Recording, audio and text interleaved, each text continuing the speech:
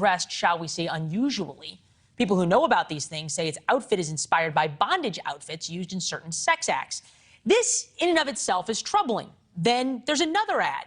You zoom in on it, and you see the papers laying around the bag that is being advertised is printouts of a child pornography case, specifically United States versus Williams in 2008, that upheld the law making child porn illegal. Next, add to the celebrities who endorse Balenciaga. It's a who's who, from Kim Kardashian to Hailey Bieber. And remember the ad. All the ads had to go through dozens of people, ad agencies, creative, photographers, set designers, executives, agents, casting folks. And somehow, they end up with all of this. Chris Hans here, host of the Aggressive Progressive. Balenciaga's at this saying, oh, we had no idea. We're now suing the ad company. This is how the Daily Mail puts it. First, it was kids with BDSM dolls. Then a shoot featuring SCOTUS child porn docs. Now, another sinister twist in the scandal, a prominently placed book about an artist whose works include naked and castrated toddlers. This can't be a mistake. You can't explain this away. Well, it's not a mistake from the person who developed the ad. It's clearly somebody in the marketing department at Balenciaga, which, by the way, I just learned how to pronounce about an hour ago. They clearly made a mistake somewhere in that department, and somebody should be getting fired, I don't know, about an hour ago. Well, or also investigated for something. Normal people don't think like this, shall we say. Although I'm not sure I believe you on the Balenciaga thing. I feel like a man with as strong of a tie game as you, okay, would know about these top fashion brands, okay? But this is what Balenciaga said in one of their many statements. When you're making many statements, you're not winning either. The gift collection campaign featured children with plush bear bags dressed in what some have labeled BDSM-inspired outfits. Our plush bear bags in the gift collection should not have been featured with children. Well, no kidding. Yeah. I don't know who thought this was a good idea.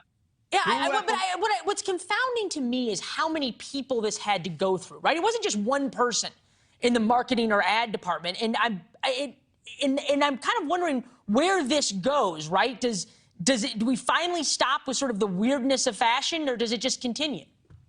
No, I think this continues because we're all talking about Balenciaga.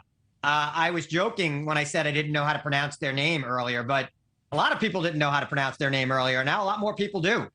And even though this is bad publicity for them, a lot of people know their name right now and know that they're a high fashion brand.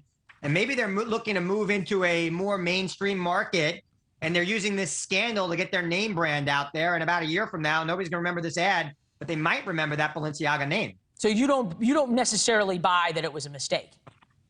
I don't buy it was a mistake. Too many people had to sign off on it. If it was a mistake, somebody would have been fired and out. Like, they would have been fired for this. This is a ridiculous ad campaign, judging from any normal standard of mass marketing. Yeah, well, any normal standard of humanity. Think about this from the celebrity point of view, right? There's some of them who are saying, I'm done. There's others who are saying, okay, things are on pause.